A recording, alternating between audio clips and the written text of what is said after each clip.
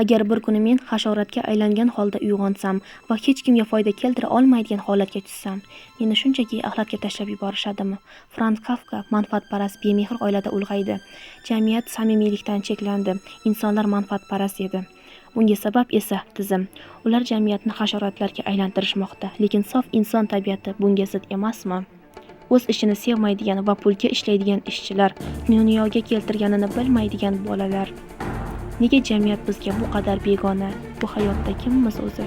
Bilasizmi, dunyodagi eng og'ir narsa ertalab uyg'onganingizda hasharot bo'lib uyg'onishingiz emas, balki-da o'z oila a'zolaringiz davrasida o'zingizni begonadek his qilishingizda.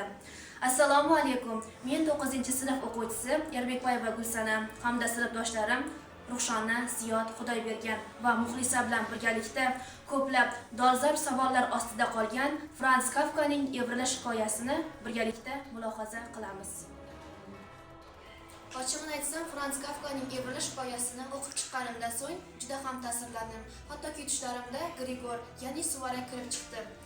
Ruxshona, o'z fikringizni bildirsangiz, nega Franz Kafka o'zida Grigorni timsolni Suvarakka o'xshatgan? She'rga yoki qushga ham o'xshatsa ham bo'lar edi-ku. Chunki she'r bu kuchli mavjudot. Kafka jamiyatda o'zini ojiza va hamma oyog'i bilan bosib o'tadigan, ko'rishni istamaydigan insonlarni ko'rsatmoqchi bo'lgan. Hasharot esa jirkanch va foydasiz narsa degani edi.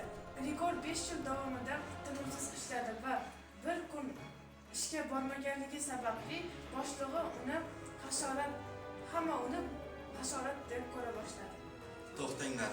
Bitta narsada menga asarda eng yoqmagan narsa uning oilasining munosabatidir.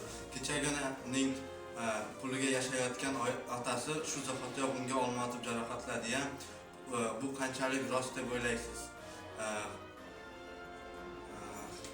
Kafka 100 yil oldin buni yozgan bo'lsa ham hozirgi odamlarni tasvirlabdi-ku. Ha, to'g'ri aytasiz. Siz nima deb o'ylaysiz? Fikringizni bildirsangiz. Ziyod to'g'ri aytadi. Opasi Gretaga nima bo'ldi? Boshida ovqat berdi, rahm qildi. Keyin esa u bizning akamiz emas. U ketish kerak dedi. Yaxshi, kelinglar aniqlashtirib olsak, Grigor o'zining xonasida hasharot bo'lib, ya'ni suvarak bo'lib uxlab yotganida narigi xonadan bir musiqa ovozi eshitiladi.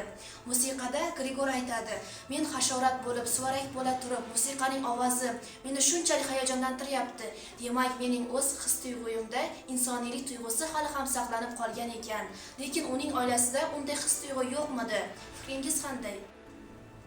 Ha, inson bo'lish uchun faqat 2 oyoq yetarli emas, balki qalb ham muhim rol o'ynaydi. Men buni bugungi hayotga o'xshataman. Lekin hozir hamma Instagramda chiroyli va mehribon. Lekin hayotda esa yaqinlarini ishi tushsa, hammasi bloklab qochib ketadi. Biz asta-sekin hasharotga aylanib ketyapmiz, lekin biz sezmayapmiz. Ha, to'g'ri.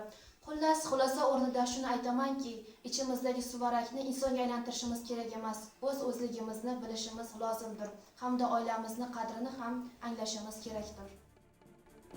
Biz jannatga kirishimiz uchun yaratilgan edik. Jannat bizga xizmat qilishi uchun. Biz nima uchun yaratilganligimizni o'zgartirish, lekin jannatning yaratilishiga nima sabab bo'lganligi haqida yolg'on deyilmaydi.